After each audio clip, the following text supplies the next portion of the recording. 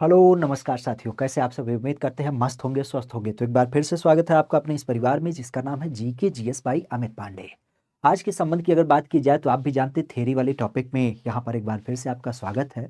और आज हम बड़ा एक चर्चित मुद्दा, चूँकि आप सबके माध्यम से बहुत बार कमेंट किया गया कि इस टॉपिक को भी कवर करें, क्योंकि हमारा एक मंतव्य है कि एक एक दिवस में एक एक छोटे छोटे टॉपिक के साथ आपको परीक्षा के लेवल में इस स्तर की तैयारी करा दी जाए ताकि इधर उधर आपको ज़्यादा भटकना ना पड़े। तो आज का जो हमारा मुख्य टॉपिक है वो है यूपी की जनसंख्या के लिए। तो मुख्यतः अगर देखा जाए तो आज हम क्या करेंगे, उत्तर प्रदेश की प्रमुख जनसंख्या क्या है उसी के बारे में चर्चा करेंगे। और सीधे शब्दों में आप कह सकते हो कि आज हम यूपी की जनगणना का प्रमुख मानक यहाँ पे आपके साथ चर्चा करेंगे। सबसे पहली बात तो यही ध्यान रखिएगा, जनगणना। जनगणना की जब बात की जाए मतलब हम लोगों की संख्या को यहाँ पे डिनोट करते हैं। मिला जुला के अगर देखा जाए तो 2011 की गणना जो है ये हमारी पिछली गणना है और इसी को हम यहाँ पे कंटिन्यू करने वाले हैं। मुख्यतः अगर देखा जाए तो जनगणना में सबसे पहली बात तो ये ध्यान रखिएगा, आज हमारी यूपी की कुल जनसंख्या क्या है। तो कुल जनसंख्या आपने कई बार सुना भी होगा और जानते भी होंगे कि आज यूपी की कुल जनसंख्या की जब बात की जाए तो ये संख्या आती है 19 करोड़ 98 लाख 19 करोड़ 98 लाख 12,341। ये हमारी यूपी की क्या होती है, कुल संख्या हमें दिख मिलती है। इस कुल संख्या के परिप्रेक्ष्य आप भी जानते हैं, अब ये बात आती है कि ये कुल संख्या देश की जनसंख्या में कितना अपना भारांक रखती है। तो देश की अगर हम कुल जनसंख्या की बात करें और उसके प्रतिशत की बात करें तो देश की कुल जनसंख्या में इसकी जो वैल्यू आती है वो आती है 16.51%। कितना? 16.51% की वैल्यू आपको कुल जनसंख्या में दिख मिलती है। और इस एक आधार पर अगर देखा जाए तो यह आज भारत के जितने राज्य हैं राज्यों में पहला स्थान रखता है। ठीक है, तो ये पहली बात हो गई कि हमारे यूपी की जनसंख्या कितनी है, तो ये 19 करोड़ 98 लाख 12,341 है। और देश की कुल जनसंख्या में जो इसकी हिस्सेदारी है वो 16.51% है, राज्यों में इसका स्थान पहला आता है। अब एक बिंदु और ध्यान रखिएगा, जनसंख्या के ही दृष्टिकोण से जब हम यहाँ पे बात करते हैं तो इसमें खासा ध्यान रखिएगा पुरुष और महिला, चूंकि सदैव बात की जाती है कि हमारे यहाँ पर पुरुष क्या और महिला क्या। तो मुख्य रूप से ध्यान रखिएगा, अगर इस जनसंख्या की बात करें तो इसमें पुरुष का जो परसेंटेज है वो 52% है और यहाँ पे महिला की जब बात की जाए तो इनकी संख्या क्या है, ये 48% है। आपसे नंबर नहीं अपेक्षा की जाएगी, केवल इतने जानना चाहिए कि इसमें कुल कितना परसेंटेज वैल्यू इनकी आपको दिख मिलती है। तो जब हम पुरुष की बात करें तो पुरुष लगभग लगभग 52% है कुल जनसंख्या में और महिलाओं की संख्या आपके 48% है। एक बिंदु और ध्यान रखिएगा, यही लगे हाथ कि अगर यहाँ पे हम बात करते हैं तो एक बिंदु आता है कुल जनसंख्या में ही, खास करके जनसंख्या का शहरी और जनसंख्या का ग्रामीण। तो बात आती है कि हमारे यहाँ पे गांव में रहने वालों की संख्या क्या है, तो गांव में रहने वालों की संख्या करीब करीब आपको 77% देख मिलती है। और जबकि हमारे यहाँ पर शहर की जब बात की जाए तो शहर में रहने वालों की संख्या जो है वह आज 22% आपको दिख मिलती है। तो हमारी यूपी की परिप्रेक्ष्य में दो बिंदु आपके क्लियर हो गए कि पुरुष और महिला कितनी रहती हैं और दूसरा गांव और शहर में कितने लोग निवास करते हैं। तीसरा बिंदु ध्यान रखिएगा, अब इसी जनसंख्या की बात की जाए तो देखिए हमने तो जनसंख्या में पुरुष महिला की चर्चा शुरू कर दी, लेकिन आपको ये बताया ही नहीं कि जनसंख्या क्या है कैसे है। तो शुरू वहीं से करते हैं। मुख्यतः ध्यान रखिएगा, पहली बात तो ये आती है कि पहली बार जनगणना कब करी गई, इसका विचार कब आया। तो पहली बार जो जनगणना करी गई है, बेसिक आप भी जानते हैं ये 1872 में किया गया था। 1872 की जब बात की जाए तो ये एक अंग्रेज अधिकारी हुआ करता था जिसका नाम था मेयो। और मेयो के शासनकाल में क्या हुआ, ये पहली बार गणना कराई गई। इस पहली बार गणना के अंतर्गत हमने लोगों की संख्या को जानने की कोशिश की। उसका मूल मंतव्य ये था कि कम से कम हमारे भारत में कितने लोग रहते हैं, उनके ऊपर शासन प्रशासन करना है, तो किस एक आधार पे आपका प्रबंधन किया जाए, शायद उसी के लिए इसको किया गया। लेकिन इसी की जब बात की जाए तो उसने कहा कि अब इस जनगणना को हमें क्या करना है, नियमित करना है। क्यों? क्योंकि भाई संख्या तो लोगों की बढ़ती जाती है। तो इस दशा में यह गणना पहली बार 1881 में की जाती है और यह शासनकाल होता है रिपन का। तो रिपन के शासनकाल से हमारी जनगणना रेगुलर हो जाती है। आज गणना की जब बात की जाए तो एक बिंदु और ध्यान रखिएगा कि यह गणना आपकी क्या होती है, 10 साल के अंतराल पे कराई जाती है। कितने? 10 साल की जब बात की जाए तो 10 साल के अंतराल पे कराई जाती है। और जनगणना की परिप्रेक्ष्य ध्यान रखिएगा एक बिंदु और कि हमारे यहाँ पर 11 जुलाई की जब बात की जाए तो 11 जुलाई को हम लोग क्या मानते हैं, खास करके विश्व जनसंख्या दिवस भी मानते हैं। तो विश्व जनसंख्या दिवस की जब बात की जाए तो इसके रूप में भी आयोजित किया जाता है। मुख्यतः अगर देखा जाए, चूंकि हमारे यहाँ पर जनगणना 10 साल के अंतराल पे होती है, ये बात क्लियर हो गई। तो एक बिंदु ध्यान रखिएगा, अभी तक हमने कुल कितनी बार जनगणना कर ली है। तो सबसे पहली बात ध्यान रखिएगा कि आज़ादी के बाद पहली गणना, आज़ादी के बाद जो हमारी पहली गणना हुई है वह कब हुई है। तो आज़ादी के बाद जो पहली गणना हुई है, संयोग से आप भी जानते हैं 1947 में देश आज़ाद हुआ, तो 1961 में, सॉरी 1951 में क्या होता है, हमारी पहली गणना हो जाती है, क्योंकि 10 साल का अंतर लेके चलते हैं 1881 से।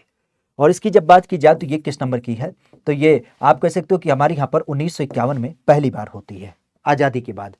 वर्तमान की जब बात की जाए तो आप कह सकते हो कि हमारी पिछली गणना कब हुई। तो पिछली गणना की जब बात की जाए तो पिछली गणना जो हमारी हुई है वह हुई है आपकी 2001 में। 2001 में हमारी पिछली गणना है। और आने वाले समय की कब होगी, तो आने वाले समय की परिप्रेक्ष्य आप कह सकते हो कि हमारी जो वर्तमान चल रही है वह किस नंबर की है। तो वर्तमान जो है वह आप कह सकते हो कि 2011 की है। और एक चीज और ध्यान रखिएगा, आपके 1872 से चूंकि गणना 10 साल के अंतराल पे करी जा रही है, और इस एक मंतव्य को आधारित करते हुए अगर हम कहें तो ये किस नंबर की गणना है, तो ये 15वीं गणना है। कौन सी गणना है, 15वीं गणना है। और एक चीज और ध्यान रखिएगा, आजादी के बाद 1951 से लेकर के 2011, तो ये गणना किस नंबर की है, तो ये भी ध्यान रखिएगा, ये 7वीं गणना है। ठीक है, तो ये दो मंतव्य ध्यान रखिएगा कि हमारे यहाँ पर ये लगातार 15 बार आपकी गणना हो चुकी है। और खास करके जब हम आज़ादी के बाद बात करते हैं तो आज़ादी के बाद ये 7वीं गणना है 2011 की। 2011 के परिप्रेक्ष्य अब एक बिंदु और ध्यान रखिएगा कि आने वाले समय की हमारी गणना कब होगी, तो ये हो जाएगी 2021 की। अब आप कहेंगे 2021 तो बीत गया, हमारे पास आंकड़े नहीं है। क्यों नहीं है, तो एक्चुअली आप भी जानते 2021 जो था वो कोरोना काल था। तो कोरोना काल में जनगणना के नियम को, मतलब कह सकते हो जो काउंटिंग होनी थी वो 2 साल के लिए एक्सटेंड कर दिया गया। रीजन था क्योंकि कोरोना में भाई लोगों को एक साथ मिलना ही नहीं था, सब अपने घरों पे गए थे। तो जो गणना करने वाले कर्मी होते हैं वो आपके घरों पे कैसे जाएंगे, तो इसी कारण से इसको एक्सटेंड कर दिया गया कोरोना काल में। बाकी अगर देखा जाए तो अब एक चीज ध्यान रखिएगा, इस गणना की जब बात की जाए तो इसके लिए सरकार सदैव एक टैगलाइन इस्तेमाल करती है, हमारी जनसंख्या, क्या बोलती है, हमारी जनसंख्या हमारा भविष्य। तो ये खासा ध्यान रखिएगा, इसके लिए टैगलाइन इस्तेमाल किया जाता है। और टैगलाइन के अलावा, टैगलाइन इन द सेंस आप कह सकते हो जो इसकी एक ध्येय वाक्य होता है। और इसके अलावा अगर देखा जाए तो यहीं पे ध्यान रखिएगा, इसके परिप्रेक्ष्य में खास करके इसका जो लोगो है, अगर हम बात करें तो लोगो कौन सी है, तो वह है प्रगणक शिक्षिका। प्रगणक शिक्षिका की जब बात की जाए तो यह इसकी लोगो हो जाती है। एक्चुअली आप भी जानते हैं कि शिक्षिका काम है पढ़ाने लिखाने का, लेकिन यहाँ पे जो शिक्षिका होती है वो लोगों की काउंटिंग करती है, तो प्रगणक शिक्षिका इसका लोगो हो जाता है। बेसिक एक चीज और ध्यान रखिएगा जो अब की बार प्रयोग किया जा रहा है, खास करके 2021 की गणना, क्योंकि यह जो गणना होगी वह पूरी तरीके से डिजिटल गणना होगी। डिजिटल गणना का मतलब आप कह सकते हो कि इसमें क्या होगा, कागज का इस्तेमाल ना किया जाएगा, बल्कि मोबाइल एप्लीकेशन वगैरह व्यवस्थित किया गया है और उसी के माध्यम से यह गणना हो जाएगी। ठीक है, तो इस चीज को ध्यान रखिएगा। तो ये जनगणना का थोड़ा सा विवरण ध्यान रखिएगा जो आपके लिए काफी महत्वपूर्ण होता है। आगे बढ़ते हैं। तो जैसा कि हम चर्चा कर रहे थे कि यूपी की जनसंख्या, कुल जनसंख्या 19 करोड़ है। अब एक बिंदु आता है कि हमारी यूपी में सबसे ज्यादा जनसंख्या कहां पे रहती है। तो ध्यान रखिएगा, आज यूपी की जब बात की जाए तो यूपी में जो सर्वाधिक जनसंख्या निवास करती है, शुद्ध रूप से ध्यान रखिएगा, इसकी जो संख्या होती है वह आपके प्रयागराज में दिख मिलती है। कहां पे, प्रयागराज में। तो प्रयागराज की जब बात की जाए तो प्रयागराज में इनकी संख्या सबसे ज्यादा होती है। अच्छा, प्रयागराज में सबसे ज्यादा होती है तो सबसे कम कहां पे रहती है, तो हमारे यहां पर जो न्यूनतम जनसंख्या रहती है, न्यूनतम जनसंख्या, तो न्यूनतम जनसंख्या का मंतव्य क्या है, न्यूनतम जनसंख्या आपकी रहती है महोबा में। ठीक है, महोबा की जब बात की जाए तो महोबा में इनकी संख्या प्रमुख रूप से होती है। कई बार हमने बताया है कि प्रयागराज की जब बात की जाए तो प्रयागराज में जब सबसे ज्यादा जनसंख्या रहती है, इसका मतलब प्रयागराज में सबसे ज्यादा लोग होते हैं जो कहां पे रहते हैं, पुरुष के रूप में रहते हैं। सबसे ज्यादा प्रयागराज में महिलाएं रहती हैं, सबसे ज्यादा प्रयागराज में बच्चे रहते हैं। और चूंकि यहाँ पे ज्यादा जनसंख्या रहती है तो एक चीज और ध्यान रखिएगा कि सबसे ज्यादा गांव में रहने वालों की जो संख्या है वो भी आपके प्रयागराज में है। ठीक है, तो इस चीज को ध्यान रखिएगा। बाकी महोबा की जब बात की जाए तो महोबा में सबसे कम लोग रहते हैं, तो पुरुष और महिला की भी संख्या यहाँ पे सबसे कम है। हालांकि शहरी जनसंख्या की जब बात की जाए, जो सबसे कम आपके गांव की जनसंख्या निवास करती है, इवन हम कह सकते हैं कि सबसे ज्यादा शहर में रहने वाले लोग कहाँ रहते हैं, तो सबसे ज्यादा शहर में रहने वाले लोग जो होते हैं वो आपके गौतम बुद्ध नगर लोकेशन में निवास करते हैं। ठीक है, तो इस चीज को भी ध्यान रखिएगा। बाकी सबसे ज्यादा जनसंख्या के बाद अब एक बिंदु आता है जिसको हम इसके पर्याय में सदैव जानते हैं, जिसको हम नाम देते हैं जनघनत्व। जनघनत्व जनघनत्व बेसिकली आपने सुना होगा, आज हमारे यहाँ पर एक कॉन्सेप्ट लाया जाता है कि 1 किलोमीटर का पूरा पूरा क्षेत्रफल है अगर, तो इस 1 किलोमीटर लंबाई और 1 किलोमीटर चौड़ाई क्षेत्रफल में कितने कितने लोग आपके निवास करते हैं, क्योंकि ये पूरा एरिया क्या हो जाता है 1 वर्ग किलोमीटर माना जाता है। तो इसी 1 वर्ग किलोमीटर में कितने लोग निवास करते हैं औसत, उसी को हम देख पाते हैं। तो आज हमारे यहाँ पर औसत जनघनत्व की जब बात की जाए तो ये होती है 829 लोग क्या करते हैं, ये हमारे यूपी में प्रति वर्ग किलोमीटर निवास करते हैं। क्योंकि आप भी जानते हैं आज देश में सबसे ज्यादा संख्या जो होती है वह हमारे यूपी में ही देख मिलती है। और यूपी के इस परिपेक्ष की जब बात की जाए तो जनघनत्व के मामले में क्या होता है, सबसे ज्यादा लोग हमारे यूपी में 829 लोग क्या करते हैं, निवास करते हैं। अब इस जनसंख्या की बात की जाए तो एक बिंदु और आता है कि सबसे ज्यादा संख्या 829 लोग आपके यूपी में निवास करते हैं औसतन। लेकिन जब हम बात करते हैं कि बताइए सर्वाधिक लोग कहां पर निवास करते हैं, तो सर्वाधिक का नाम ध्यान रखिएगा, यह हमारे निवास करते हैं गाजियाबाद में। क्योंकि गाजियाबाद जो है वो एक सिटी लोकेशन है और जाहिर सी बात है कि सिटी लोकेशन में ज्यादा संख्या के लोग क्या करते हैं, निवास करते हैं। यहाँ पे तो रहने का आपने तरीका भी देखा होगा कि जो बिल्डिंग होती है उसका ग्राउंड फ्लोर है, फर्स्ट फ्लोर है, सेकंड फ्लोर है, थर्ड फ्लोर, और हर कमरे में 5-7 आदमी रहते ही रहते हैं। तो सबसे ज्यादा गाजियाबाद में लोग आपके निवास करते हैं। अगर इनकी संख्या की बात की जाए तो ये कितना होता है, 3,971 लोग। तो 1 वर्ग किलोमीटर में गाजियाबाद में 3,971 लोग रहते हैं। और इसी पैटर्न पे ध्यान रखिएगा, फिर बात आती है कि न्यूनतम लोग कहाँ पे रहते हैं। तो न्यूनतम अगर हम जनघनत्व की बात करते हैं तो ये हमें देख मिलता है हमारे यूपी का जो ललितपुर जिला है, ठीक है, ललितपुर जिले की जब बात की जाए तो यहाँ पर केवल क्या होता है, 252 लोग क्या करते हैं, आपके 1 वर्ग किलोमीटर में निवास करते हैं। तो 252 की जब बात की जाए तो ये क्या हो जाता है, यह हमारे यूपी में निवास करने वाले लोगों की संख्या होती है। 252 नहीं, 242 है, 242, ठीक है। 242 की जब बात की जाए तो 242 लोग क्या करते हैं, प्रति वर्ग किलोमीटर निवास करते हैं। तो ये बात होती है जनघनत्व। जनघनत्व के बाद एक बिंदु और आता है जिसको हम किस रूप में जानते हैं, हमारे यहाँ पे आपने अक्सर सुना होगा लिंगानुपात को लेकर के। लिंगानुपात या जिसको हम सेक्स रेशियो के रूप में जानते हैं, सामान्यतः क्या होता है, ये चेक किया जाता है कि 1000 पुरुष पर हमारे यहाँ पर कितनी महिलाओं का रेस्पेक्टिव रेशियो आपको देख मिलता है। तो 1000 पुरुष पर जो महिला रेशियो होता है उसी को हम इस पे काउंट करते हैं। खासा अगर देखा जाए तो इसके लिए जो आज हमारे यहाँ पर वैल्यू है, अगर हम लिंगानुपात की बात करें तो लिंगानुपात के लिए जो आज हमारे यहाँ पर वैल्यू है वो ये है कि 1000 पुरुष पर हमारे यहाँ पर जो महिला की संख्या है वह आपको 912 देख मिलती है। लेकिन एक चीज ध्यान रखिएगा, ये जो 912 है वह किसकी कैटेगरी में आता है, ये वयस्कों की कैटेगरी में आता है, ठीक है। तो वयस्कों की जब बात की जाए तो वयस्कों का जो लिंगानुपात है, मतलब जो बड़े बड़े लोग हैं उनमें लिंगानुपात 912 है। अब एक बिंदु आता है कि सबसे ज्यादा कहाँ पे है, तो ध्यान रखिएगा, अगर इसकी बात की जाए तो इसमें जो सर्वाधिक लिंगानुपात आता है वह आपके जौनपुर जिले से संबंधित है, जहां पे आपने सदैव सुना होगा कि 1024, कितना, 1000 पुरुषों के एवज में यहां पर महिलाओं की संख्या 1024 है। तो 1024 के नाते जौनपुर को हम क्या देखते हैं, सबसे ज्यादा लिंगानुपात के रूप में। जबकि अगर यहीं पे बात की जाए तो फिर बात आती है न्यूनतम कहां पे रहती है, तो न्यूनतम का नाम ध्यान रखिएगा, न्यूनतम के बारे में आपने सदैव सुना होगा हमारे बागपत जिले के रूप में। तो बागपत की जब बात की जाए तो बागपत में क्या होता है, बागपत में इनकी संख्या न्यूनतम निवास करती है, किसके रूप में, जब हम बात करते हैं वयस्कों को लेकर के। तो बड़े लोगों में जो लिंगानुपात है महिलाओं को अनुपात करते हुए 912 महिला आपको 1000 पुरुष के एवज में, बड़े लोगों में जौनपुर में 1024 होता है। जबकि यहीं पे बात की जाए तो बागपत में इनकी संख्या कम हो जाती है। बाकी यहीं पर एक दूसरी कैटेगरी ध्यान रखिएगा, क्योंकि ये तो बड़े लोगों की बात हो गई। एक कैटेगरी होती है जो सामान्यतः हमें क्या देख मिलती है, 0 से 6 वर्ष के अनुपात में। क्योंकि आपने देखा होगा जो छोटे बच्चे होते हैं ना, तो छोटे बच्चों में डेथ रेशियो काफी इनिशियल होता है, बीमारी वगैरह कई सारी लग जाती हैं। इवन कई बार आपने देखा होगा कि बीमारी वगैरह के अलावा विभिन्न प्रकार के बीमारी के अलावा कह सकते हो जैसे पुरुष सत्ता समाज की बात की जाती है। तो इस कारण से क्या होता है, हमारा ये लिंगानुपात थोड़ा सा डिस्टर्ब है। और इसकी जब बात की जाए तो वर्तमान इसकी जो संख्या है वह 902 देख मिलती है। अब इस 902 की जब बात की जाए तो इसका परिपेक्ष क्या है, तो इसका परिपेक्ष ध्यान रखिएगा, हमारे यहाँ पे जब हम बात करते हैं कि सर्वाधिक इसकी संख्या कहाँ पे है, तो सर्वाधिक के बारे में ध्यान रखिएगा, यह आपको देख मिलता है हमारे बलरामपुर जिले में। बलरामपुर जिले की जब बात की जाए तो बलरामपुर जिले में सबसे ज्यादा होती है। और न्यूनतम की जब बात की जाए तो न्यूनतम का संबंध कहां से है, तो न्यूनतम ध्यान रखिएगा यह है गौतम बुद्ध नगर जिले में। गौतम बुद्ध नगर जिला, खासा आप भी जानते हैं सबसे ज्यादा पढ़े लिखे लोग हैं, तो गौतम बुद्ध नगर जिले में क्या हो जाता है, सबसे ज्यादा डेथ रेशियो आपको देखने को मिलता है। ठीक है, गौतम बुद्ध की जब बात की जाए तो गौतम बुद्ध नगर का नाम ध्यान रखिएगा, जहां पे क्या होती है, सबसे ज्यादा डेथ रेशियो आपको देखने को मिल जाता है। क्लियर, सबसे ज्यादा लिंगानुपात की जब बात की जाए तो लिंगानुपात को लेकर के इसका नाम प्रमुख रूप से देखने को मिल जाता है, लिंगानुपात। सबसे ज्यादा लिंगानुपात यह प्रमुख रूप से आपको देखने को मिलता है।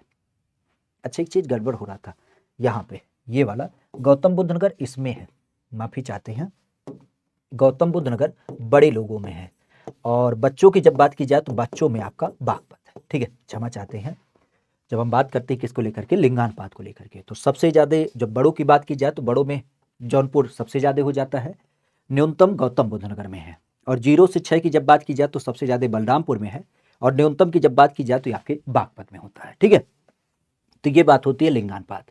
अब लिंगानुपात के बाद एक बिंदु और जुड़ के आता है जिसको हम कहते हैं साक्षरता। हमारे यहाँ पर पढ़ाई लिखाई का स्तर क्या है। आज साक्षरता की जब बात की जाए तो ओवरऑल ध्यान रखिएगा, हमारी यूपी में पढ़ाई लिखाई कितनी है, तो औसत 67% लोग हमारे यूपी के पढ़े लिखे हैं। कितने, 67% की जब बात की जाए तो 67% लोग हमारी यूपी में पढ़े लिखे हैं।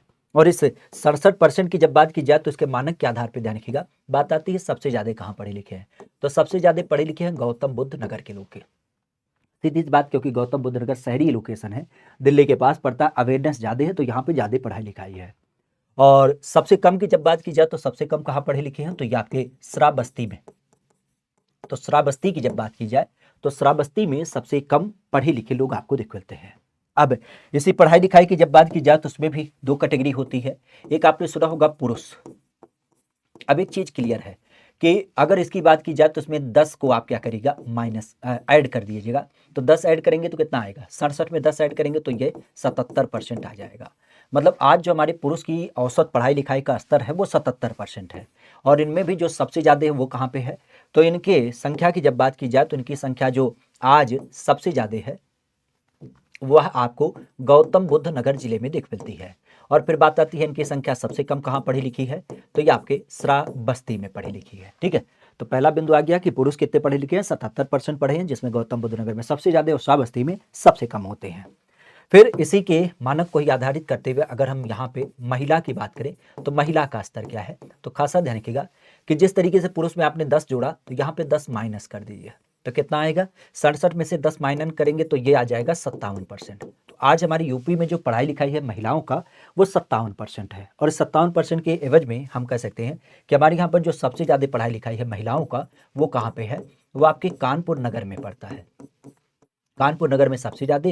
और श्रावस्ती की जब बात की जाए तो श्रावस्ती में क्या होता है, सबसे कम पढ़ी लिखी महिलाएं आपको दिख मिलती हैं। तो ये एक आंकड़ा होता है आपके पढ़ाई लिखाई को लेकर के। जब हम पढ़ाई लिखाई के आंकड़ों की बात करें तो कुल औसतन साक्षरता हमारी यूपी में 67% है। ठीक है, 67%, लेकिन 67% में गौतम बुद्ध नगर सबसे ज्यादा पढ़ा लिखा, श्रावस्ती में सबसे कम पढ़ाई। यहीं पर अगर देखा जाए तो पुरुष 77% पढ़े लिखे हैं, जो गौतम बुद्ध नगर में सबसे ज्यादा हैं, श्रावस्ती में सबसे कम है। महिला साक्षरता 57% है, जो कानपुर में सबसे ज्यादा पढ़ी लिखी है। और फिर आपके श्रावस्ती की जब बात की जाए तो श्रावस्ती में क्या होता है, इनका संख्या कम हो जाता है। ठीक है, अब इसी जनगणना में एक बिंदु आता है, हमारे यहाँ पे आपने कई बार सुना होगा एससी आबादी। एससी आबादी की जब बात की जाए तो इसका संकलन क्या है, तो 2011 की जो गणना है, अगर हम 2011 की गणना की बात करें तो उसके अनुसार खासा ध्यान रखिएगा, हमारे यूपी के अंतर्गत जो एससी आबादी की संख्या है वह कितनी है, तो वह आपको देख मिलती है करीब करीब 20%। हमारे एससी आबादी की जब बात की जाए तो इनकी संख्या होती है करीब करीब जनगणना का 20%। और ये कहां पे निवास करती है, तो सबसे ज्यादा ध्यान रखिएगा, सबसे ज्यादा एससी आबादी हमारे यूपी में सीतापुर में निवास करती है, और सबसे कम कहां पे, तो सबसे कम आपके बागपत में निवास करती है। तो इस चीज को ध्यान रखिएगा, आज अगर हम एससी आबादी की बात करें तो सबसे ज्यादा एससी आबादी जो हमारे यूपी में निवास करती है 2011 की जनगणना के अनुसार। ठीक है, 2011 जनगणना के अनुसार यह 20% आपके निवास करती है। सीतापुर में सबसे ज्यादा, बागपत में क्या होती है, इनकी संख्या सबसे कम हो जाती है। ठीक है। फिर यहाँ पे एक बिंदु आता है हमारे यहाँ पर यष्टि आबादी। यष्टि मतलब आपने सुना होगा, जिसको हम जनजाति के रूप में भी जानते हैं। तो जनजातियों की जब बात की जाए तो इनकी संख्या क्या है, तो 2011 की गणना ये बताती है कि हमारे यहाँ पर 0.6% 2011 की गणना के अनुसार ये यष्टि आबादी रहती है। और यष्टि आबादी में जो सबसे ज्यादा संख्या रहती है वो कहाँ पे, तो वह आपके सोनभद्र में निवास करती है। और सबसे कम कहां पे निवास करती है, तो सबसे कम आपके बागपत में निवास करती है। ठीक है, तो इस चीज को ध्यान रखिएगा। यष्टि आबादी की जब बात की जाए तो 0.6% ये हमारे यूपी में निवास करती है, सोनभद्र में सबसे ज्यादा, बागपत में सबसे कम। एवं एक नाम ध्यान रखिएगा जालौन और अयोध्या के बारे में, क्योंकि ये दो जिले ऐसे पाए गए हैं जहां पर हमारे यहाँ पर कोई भी जनजाति नहीं निवास करती है। जनजातियों के बारे में हमारी कोशिश है कल ही हम इसके बारे में आपसे चर्चा कर ले, तो इसका भी एक अलग से वीडियो आपको दे देंगे। ठीक है, तो ये बात होगी ये यष्टि आबादी और फिर आपकी यष्टि आबादी। अच्छा, एक आबादी वैसे तो ये चर्चा में ना रहता, लेकिन आपको अलग से बता देते हैं। यहाँ पे ध्यान रखिएगा, एक क्वेश्चन एक बार मुस्लिमों को लेकर के पूछा गया था। तो बात की गई थी कि मुस्लिम आबादी का परसेंटेज ना था, ये पूछा गया था कि इनकी संख्या सबसे ज्यादा कहाँ पे है। तो वैसे आपने सुना भी होगा रामपुर जिले की जब बात की जाए, जिसको हम नवाबों का जिला भी कहते हैं, यहाँ पे सबसे ज्यादा मुस्लिम आबादी है। और इसी तर्ज पर ध्यान रखिएगा ललितपुर जिले की जब बात की जाए तो यहाँ पर मुस्लिमों की आबादी सबसे कम होती है। क्लियर, तो ये बात आपका क्लियर होना चाहिए जनगणना को लेकर के। अब इतनी बातें करने के बाद एक बिंदु और यहाँ पे आपको रेखांकित कर दे। कई बार आपसे धर्म आधारित जनसंख्या पूछा जाता है, धर्म आधारित जनसंख्या के बारे में चर्चा की जाती है। तो इसमें अगर हम यूपी की बात करें तो यूपी के अंतर्गत जो एक धर्म के आधार पे जनसंख्या का क्रम है, अगर उसको थोड़ा सा हम यहाँ पे रेखांकित करें तो उसका संदर्भ क्या होगा, तो मुख्य रूप से ध्यान रखिएगा सबसे ज्यादा हमारे यहाँ पर हिंदू के लोग रहते हैं। हिंदू लोग अगर इनकी बात की जाए तो इनकी परसेंटेज वैल्यू क्या है, इनकी परसेंटेज वैल्यू है करीब करीब 49%, 79%। फिर हमारे यहाँ पर मुस्लिम की संख्या, आज मुस्लिम की जब बात की जाए तो कुल जनसंख्या में करीब करीब 18%, 18 या 19%, आप जो भी कह सकते हैं, इनकी संख्या प्रमुख रूप से निवास करती है। फिर हमारे यहाँ पर किसका नाम आता है, हमारे यहाँ पर नाम आता है सिख का। सिख की जब बात की जाए तो इनकी संख्या क्या होती है, इनकी संख्या होती है 3.2%। ठीक है, सिख के अलावा क्या नाम होता है आपके ईसाई की जब बात की जाए तो इनकी संख्या क्या है, इनकी संख्या है 0.11%। और इसके बाद क्या होता है आपके बौद्ध की संख्या, तो बौद्ध की संख्या क्या है, इनकी संख्या है 0.1%। और कुछ ऐसे लोग हैं जिन्होंने अपनी जाति को बताया ही नहीं है। तो ये धर्म के आधार पर हमारे प्रदेश की जनसंख्या होती है, जिसमें सबसे ज्यादा हिंदू होती है, मुस्लिम दूसरे नंबर पे 19%, सिख आपके 32%, ईसाई आपके ये हो जाते हैं, बौद्ध ये हो जाते हैं। क्वेश्चन कई बार जो पूछा गया वो पूछा गया तीसरे नंबर को लेकर के। ठीक है, तो तीसरा स्थान आपको क्लियर ही हो जाता है, कौन हो जाता है। और दूसरा पूछा गया है कि बौद्ध की संख्या कितनी है, तो बौद्ध की जो संख्या है वह कुल संख्या में 0.10% है। और हिंदू के बारे में और मुस्लिम के बारे में तो आप देख ही रहे हैं, इनकी संख्या सबसे ज्यादा और दूसरे नंबर पे ये हो जाती है। तो दो बिंदु ये आपके हो जाते हैं जनगणना को लेकर के। एक बिंदु और आपसे पूछा गया है, खास करके हमारे यूपी में स्लम आबादी क्या है। तो स्लम आबादी मतलब आप कह सकते हो कि जो झोपड़पट्टी में निवास करती है।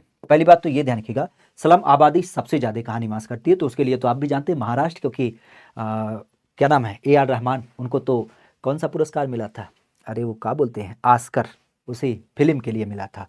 तो मूवी जो बनी है बेसिक उसी के आधार पर बनी है, क्योंकि आप भी जानते हैं कि आज धरावली वगैरह की जब बात की जाए, मुंबई का सबसे बड़ा लोकेशन माना जाता है कि झोपड़पट्टी है। हमारे यूपी में ऐसा सीन ना है।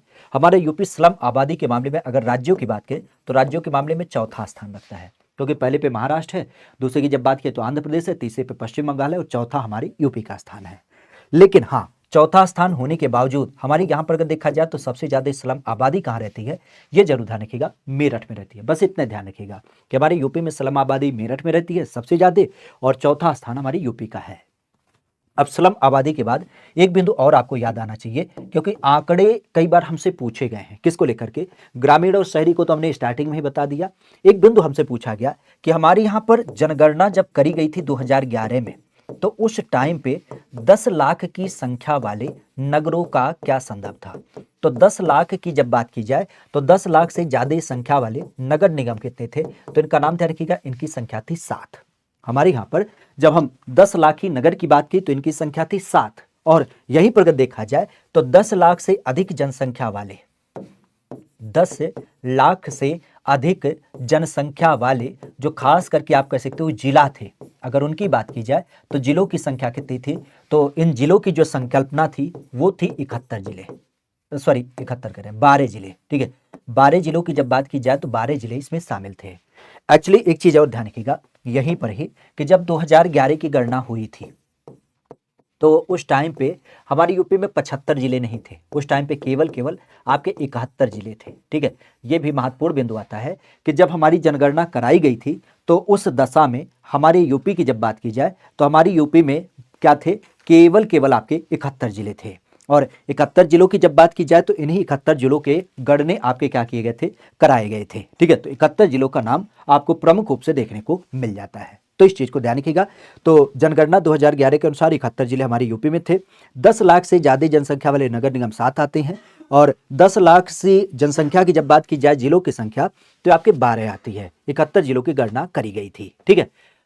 एक चीज और आपको बताना चाह रहे थे, खास करके आपने सुना होगा, आपने किसके बारे में, वैधानिक नगर और जनगणना नगर के बारे में। तो एक चीज ध्यान रखिएगा, हमारे यहाँ पर जब गणना करी गई थी तो जनगणना नगर कितने थे, ठीक है। तो आज अगर हम बात करते हैं जनगणना नगर को लेकर के तो इनकी संकल्पना ध्यान रखिएगा, जनगणना के परिप्रेक्ष्य आपने सुना होगा कई बार, इनकी जो संकल्पना थी वो थी 915, और यहीं पर अगर देखा जाए तो हमारे यहाँ पर वैधानिक नगर की संख्या आती है।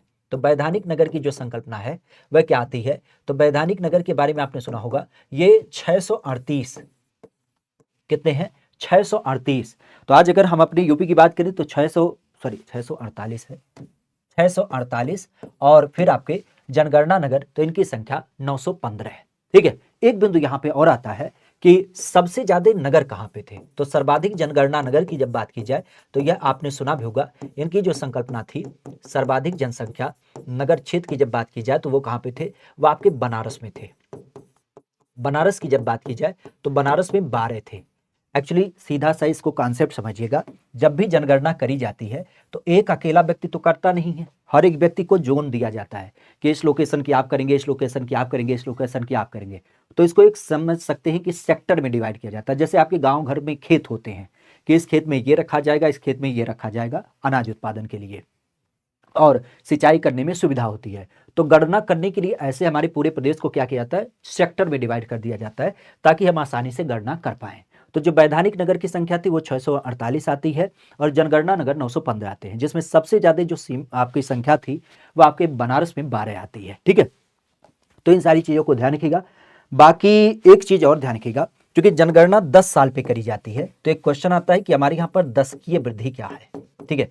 तो दशकीय वृद्धि की जब बात की जाए तो उसका संदर्भ ध्यान रखिएगा, हमारे यूपी की जो दशकीय वृद्धि है आज वर्तमान के परिप्रेक्ष्य, तो आपने सुना होगा इसकी संख्या है 20.23%।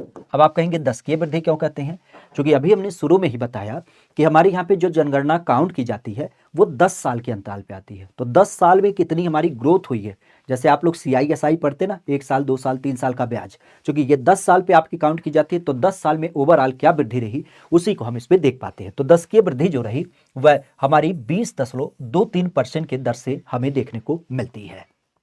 तो दशकीय वृद्धि 20.23% के रूप में देख मिलती है। एक चीज और ध्यान रखिएगा, ये जो जनगणना वगैरह करने का कार्य होता है वह किसके अंतर्गत आता है, तो आपने कई बार सुना होगा कि गृह मंत्रालय, अगर हम गृह मंत्रालय की बात करें तो गृह मंत्रालय के अंतर्गत ही खास करके एक आपका जनगणना विभाग ही बनाया गया है, ठीक है।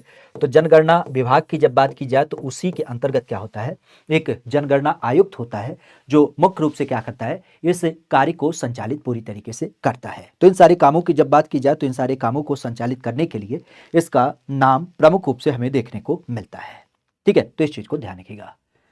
एक बार ये क्वेश्चन पूछा गया था किसके लिए, 10 की वृद्धि हमारे यहाँ पर सबसे ज्यादा कब है, ठीक है। एक एक बिंदु याद आ रहा है तो उसे ऐड करते चले जा रहे हैं, बिल्कुल ध्यान रखिएगा। यहाँ पे सर्वाधिक हमारे यहाँ पर कब था, क्योंकि 10 की वृद्धि आपके 10-10 सालों के अंतराल पे की जाती है, तो सबसे ज्यादा जो रही वो आपके 1961 से लेकर के 1971 के बीच में देख मिलती है, ठीक है। 1961 से 1971 का जो दशक था उसमें हमें क्या होती है, सबसे ज्यादा जनसंख्या की दशकीय वृद्धि आपको देखने को मिलती है। कितने वृद्धि का परसेंट था, तो ये करीब करीब 25% था, मतलब 24.90% था, ठीक है। तो इसी कारण से ये भी कई बार प्रश्न में पूछा गया है। वैसे तो आप भी जानते हैं जनसंख्या के परिप्रेक्ष्य एक शब्द आता है विभाजन वर्ष, उसे किस रूप में मानते हैं, तो वह 1921 के दशक को माना जाता है, ठीक है। तो ऐसे सारे संदर्भों को ध्यान रखिएगा। उम्मीद करते हैं कि परिपेक्ष के रूप में आपको सारी चीज़ें समझ में आती हैं और लगभग लगभग जितने भी मुख्य बिंदु होते हैं उसको हमने यहाँ पे कवर करने की कोशिश की है। ठीक है, बाकी और कोई संदेह होता है, कोई और विषय वस्तु होता है तो उसे कमेंट करके बताइएगा। और दिन प्रतिदिन आपको सुबह 8 बजे ये क्लास मिल जाती है। हम बार बार कहते हैं कि इसके माध्यम से हमारा एक ही टारगेट है कि जितने भी आपके महत्वपूर्ण टॉपिक हैं उनको एक एक टॉपिक को एक एक संदर्भ में क्या किया जाए, इसके अंतर्गत कवर कर लिया जाए, ताकि आपकी परीक्षा तक आपको इतना लेवल व्यवस्थित कर दिया जाए कि परीक्षा में कोई आपको इस विषय में हिला ना पाए। बस इतना हमारा मानना है और इसी ध्येय के साथ हर एक दिवस में एक एक छोटे छोटे टॉपिक को हम यहाँ कवर करते हैं। ठीक है, तो चलिए आज के विषय बिंदु को यहीं विराम देते हैं। जुड़ते रहिएगा। बाकी ये जरूर ध्यान रखिएगा कि चैनल पे पहली बार है तो इस चैनल को भी सब्सक्राइब कर लीजिएगा, क्योंकि ये सारी चीज़ें केवल यहीं पे मिलती हैं। ठीक है, आज के लिए इतना ही। Thank you, all the best.